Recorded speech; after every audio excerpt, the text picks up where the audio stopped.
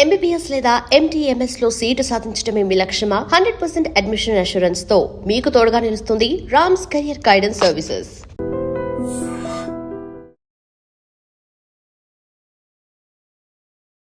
Welcome to iDream media.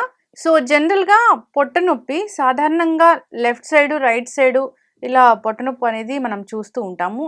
ఏది danger, ఎప్పుడు doctor దగ్గరికి వెళ్ళాలి, ఏది మనము టాబ్లెట్స్ వేసి మనం మేనేజ్ చేసుకోవచ్చు. సో పూర్తి వివరాలు తెలుసుకుందాం. మనతో పాటు senior gastroenterologist doctor Ankit Agarwal ఉన్నారు from Apollo hospital Jubilee Hills. Doctor గారు నమస్తే అండి. నమస్తే అండి. అస్సలు అడగకూడదు ఈ క్వశ్చన్, కాకపోతే జస్ట్ అవేర్నెస్ కోసమే. పొట్ట నొప్పి అంటే డాక్టర్ దగ్గరికి వెళ్ళాల్సిందే బాగా సివియర్గా వస్తే. పొట్ట నొప్పి లెఫ్ట్ సైడ్ వస్తే ఏంటి, రైట్ సైడ్ వస్తే ఏంటి అసలు indication? So very good question అండి. ఏంటంటే ఎప్పుడైనా ఎవరైనా పేషెంట్ పొట్టతో నొప్పితో వస్తే కామన్గా మేము అడిగే క్వశ్చన్స్ ఏంటంటే ఈ నొప్పి ఎప్పటి నుంచి ఉంది, ఎన్ని రోజులకి వెళ్ళింది నొప్పి, ఎలా స్టార్ట్ అయింది, సడన్గా స్టార్ట్ అయిందా ఆర్ గ్రాడ్యువల్గా పెరుగుతూ ఉందా అన్నట్టు, సివియరిటీ ఎలా ఉంది, మైల్డ్గా ఉందా సివియర్గా ఉందా, అండ్ మోస్ట్ ఇంపార్టెంట్ ఏంటంటే ఎక్కడుంది నొప్పి. సో ఇది ఎందుకు ఇంపార్టెంట్ ఉందంటే ఆ లొకేషన్ బట్టి డయాగ్నోసిస్ ఇంపార్టెంట్ అనమాట. ఓకే, ప్రతి పేషెంట్ని మనము టెస్టులు రాయలేము, ప్రతి పేషెంట్కి మనము ఇన్వెస్టిగేషన్ చేయించుకుని రండి అని చెప్పలేము. సో ఈ క్లినికల్ హిస్టరీ అన్నట్టు చాలా ఇంపార్టెంట్ అనమాట. సో ఎందుకు ఎక్కడ లొకేషన్ అన్నట్టు ఇంపార్టెంట్ ఎందుకంటే ఆ బేసిస్ మీద మాకు డయాగ్నోసిస్ మీద ఒక డౌట్ ఉంటుంది ఆర్ సమ్టైమ్స్ స్పెసిఫిక్గా ఏం టెస్ట్ అడగాలని. So right side pain and left side పెయిన్కి తేడా ఏంటంటే అక్కడ ఉండే ఆర్గన్స్ డిఫరెంట్. సో మామూలుగా ఒక రైట్ సైడ్లో పర్సన్కి ఏముంటుంది, మనకు లివర్ ఉంటుంది, గాల్ బ్లాడర్ ఉంటుంది, దాని కింద మనకు కిడ్నీ ఉంటుంది, రైట్ కిడ్నీ ఉంటుంది, దాని కింద right side of our intestines, part of our large intestine ఉంటుంది, అపెండిక్స్ ఉంటుంది, అండ్ ఆడవాళ్ళలో రైట్ ఓవరీ ఉంటుంది, ఫాలోపియన్ ట్యూబ్ ఉంటుంది.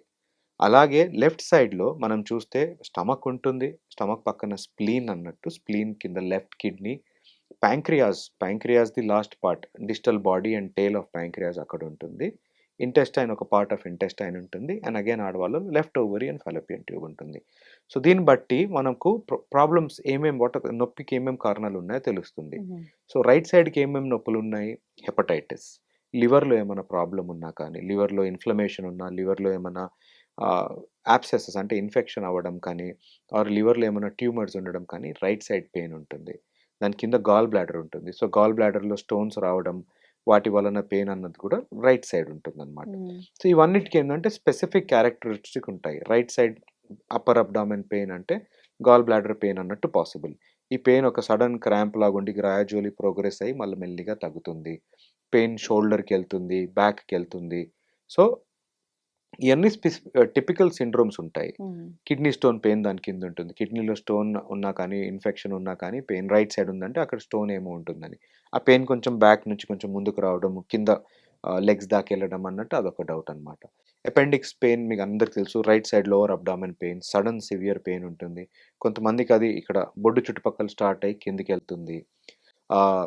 ఫీమేల్స్లో అప్పుడప్పుడు లోవర్ అబ్డామినల్ పెయిన్ ఉందంటే ఓవరీకి సంబంధించిన ఓవరియల్ సిస్ట్ ఉన్న, ఓవరియన్ టార్షన్ ఉన్న, ఫాలోపియన్ ట్యూబ్లో ఇన్ఫెక్షన్ వచ్చినా కానీ, ఎక్టోపిక్ ప్రెగ్నెన్సీస్ కానీ, అలాగా రైట్ సైడ్ పెయిన్కి ఇవి కామన్ కారణాలు అనమాట. లెఫ్ట్ సైడ్కి మనకు స్టమక్ ఉంటుంది. సో కొంచెం గ్యాస్ట్రిక్ ప్రాబ్లం ఉన్న, గ్యాస్ట్రైటిస్, స్టమక్ అల్సర్స్ ఉన్న పెయిన్ కొంచెం సెంటర్లో లేకపోతే కొంచెం లెఫ్ట్ సైడ్ ఉంటుంది. ప్యాంక్రియాస్ ఉంది, ప్యాంక్రియాటిక్ బాడీ, ప్యాంక్రియాటిక్ టేల్ లో మనకు వాపు వస్తే ఆ పెయిన్ యూజువలీ వచ్చి లెఫ్ట్ సైడ్ అది బ్యాక్కి వెళ్తుంది అనమాట. ప్యాంక్రియాటైటిస్కి టిపికల్ పెయిన్ అనమాట. స్ప్లీన్ ఉంటుంది. యూజువలీ స్ప్లీన్లో ఏంటంటే ఏమైనా ఇన్ఫెక్షన్ వచ్చినా, బట్ మోర్ కామన్లీ ట్రామా. మీరు రీసెంట్లీ చూసారు క్రికెటర్ శ్రేయస్ అయ్యర్, ఆయన క్యాచ్ పడుతూ కింద పడినప్పుడు ఆయనకు స్ప్లీన్ ఇంజరీ అయింది. అదే లెఫ్ట్ సైడ్ పెయిన్ ఉంటుంది అనమాట. సో లొకేషన్ బట్టి ఇవి కామన్ కారణాలు పెయిన్ అండి, right side pain and left side pain.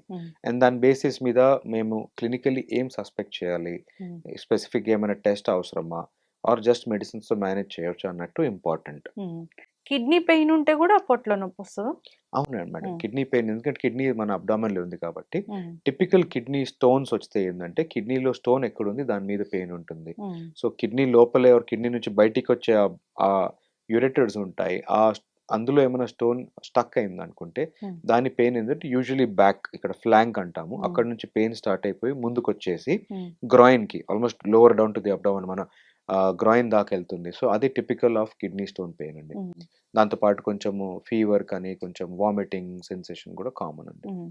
ఇప్పుడు లోయర్ అబ్డామిన్ అప్పరు ఇక్కడ వరకు కూడా నొప్పి వస్తుందా అని అడుగుతారు.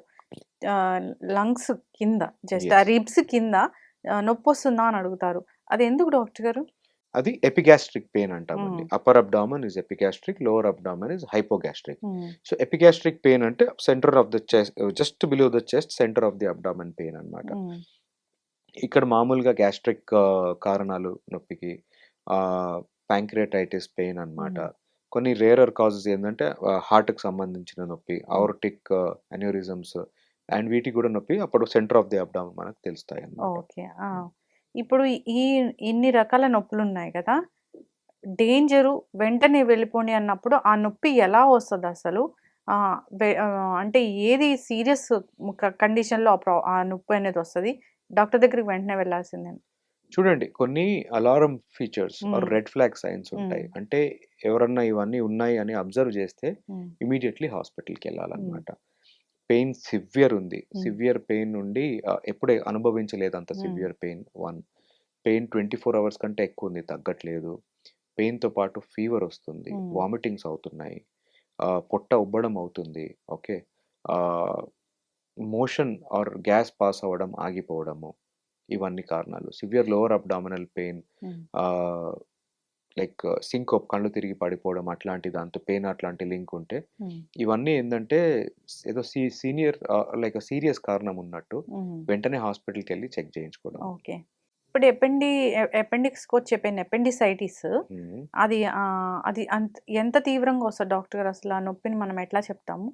అది సడన్ ఆన్సెట్ పెయిన్ ఉంటుందండి. ఉమ్, సడన్ ఆన్సెట్ పెయిన్ ఉంటుంది, కొంచెం సివియర్ పెయిన్ ఉంటుంది. ఉమ్, సో అదేంటంటే పెయిన్ యూజువలీ నేను చెప్పినట్టు బొడ్డు చుట్టుపక్కల పెయిన్ స్టార్ట్ అవుతుంది. ఉమ్, అండ్ ఈ పెయిన్ ఏంటంటే over next few hours right side of the abdomen lower పార్ట్లో, రైట్ ఇలియాక్ ఫోసా అంటాము, అక్కడ పెయిన్ ఉంటుంది, సివియర్ పెయిన్ ఉంటుంది ఇది. ఉమ్, ఈ పెయిన్తో పాటు చాలామంది ఏంటంటే కొంచెం ఫీవరిష్ కనిపిస్తుంది, కొంచెం వామిటింగ్ వచ్చినట్టు ఉంటుంది, ఉమ్, లేకపోతే వామిటింగ్స్ అవుతున్నాయి, ఆకలి అవ్వట్లేదు. ఉమ్. ఇవన్నీ common are typical features of appendix నొప్పి అన్నమాట. ఓకే. ఇప్పుడు అపెండిసైటిస్ అది గ్యాస్ట్రోఎంట్రాలజిస్ట్ చేసే ట్రీట్మెంట్ అది? అవునండి. ఆ. డాక్టర్ గారు, అంటే ఒక్కొక్కసారి ఆ నొప్పిని ఎవరు తెలుసుకోలేక ఈ పెయిన్ కిల్లర్స్ వేసి మేనేజ్ చేస్తూ పోస్ట్పోన్ చేస్తూ ఉంటారు. సో అట్లాంటి వాళ్ళకి అసలు ఏం చెప్తారంటే? అది ప్రాణాంతకం అంట కదా. చూడండి, మైల్డ్ పెయిన్ ఉంది, ఆన్ అండ్ ఆఫ్ అవుతుంది, ఓకే, ఒక టాబ్లెట్ వేసుకుంటే తగ్గిపోతుంది అంటే ఉమ్, పర్లేదు. ఉమ్, బట్ పెయిన్ రికరెంట్గా అవుతుంది, ఉమ్, ఓకే, దాంతోపాటు మీరు నేను చెప్పినట్టు రెడ్ ఫ్లాగ్ సైన్స్, ఉమ్, ఆకలి ఉండట్లేదు, వెయిట్ లాస్ అవుతున్నారు, ఆర్ బ్లడ్ వామిటింగ్ కానీ, మోషన్లో బ్లడ్ కానీ బ్లాక్ కలర్ మోషన్ అవుతుంది, ఉమ్, ఇలాంటి ఫీచర్స్ ఉన్నాయి అంటే ఏంటంటే డాక్టర్ని కలవాలి. Um, obviously more than once pain వస్తుంది అంటే ఎందుకు వస్తుంది, ఉమ్, అండర్లయింగ్ ఏమైనా సీరియస్ ఇష్యూ అయితే లేదు కదా అని ఒకసారి చెక్ చేయించుకోవడం చాలా మంచిది. ఉమ్.